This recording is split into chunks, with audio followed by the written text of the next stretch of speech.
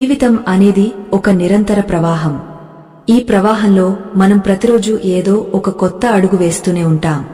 కొందరు కొత్త వ్యాపారాన్ని ప్రారంభిస్తారు, మరికొందరు కొత్త ఉద్యోగంలో చేరుతారు, ఇంకొందరు తమ జీవితాశయ సాధన కోసం ఒక గొప్ప సంకల్పాన్ని తీసుకుంటారు.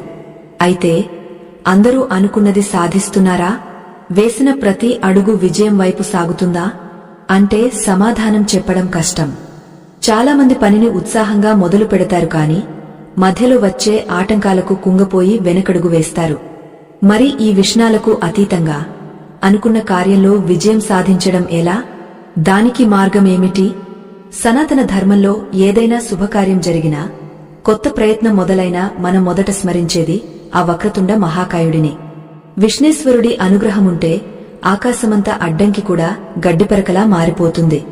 ఈ వీడియోలో మనం గణేశ పురాణంలోని అంతర్గత రహస్యాలను, సాక్షాత్తు ఆ గణనాథుడు బోధించిన 3 విజయ సూత్రాలను తెలుసుకోబోతున్నాం. ఈ విషయాలు కేవలం వింటే సరిపోదు, వీటి వెనుక ఉన్న లోతైన అర్థాన్ని గ్రహించాలి. మనస్సును ఏకాగ్రతతో ఉంచలేనివారు, ధర్మం పట్ల శ్రద్ధ లేనివారు ఈ క్షణమే ఈ ప్రయాణాన్ని ఆపివేయవచ్చు. ఎందుకంటే దైవిక రహస్యాలు కేవలం సహనం, నమ్మకం ఉన్నవారికి మాత్రమే ఫలిస్తాయి.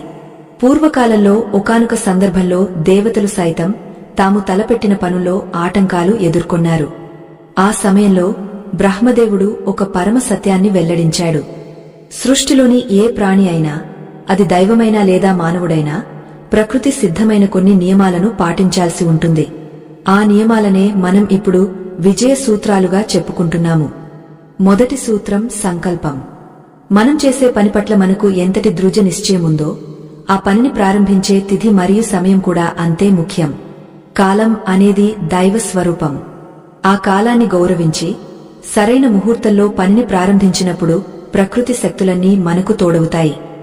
సాధారణంగా మనం ఏదైనా పనిని ప్రారంభించేటప్పుడు కేవలం లాభనష్టాల గురించి ఆలోచిస్తాం.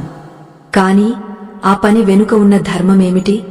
అది సమాజానికి ఏ విధంగా ఉపయోగపడుతుంది అనే విషయాలను విస్మరిస్తాం. గణేశుడు చెప్పిన మొదటి సూత్రం ప్రకారం మీ సంకల్పం స్వచ్ఛంగా ఉండాలి. స్వార్థం కంటే పరమార్థం ఎక్కువగా ఉన్నప్పుడు ఆ కార్యభారాన్ని వినాయకుడే తన భుజాలపై వేసుకుంటాడు. గణేశ పురాణంలోని ఉపాసనా ఖండంలో ఒక అద్భుతమైన వృత్తాంతముంది. ఒక సామాన్య వర్తకుడు తన సర్వస్వాన్ని కోల్పోయి తిరిగి వ్యాపారాన్ని ప్రారంభించాలని అనుకున్నప్పుడు అతనికి ఏ దారి కనిపించలేదు. అప్పుడు ఒక ముని అతనికి ఈ విజయ సూత్రాలను ఉపదేశించాడు.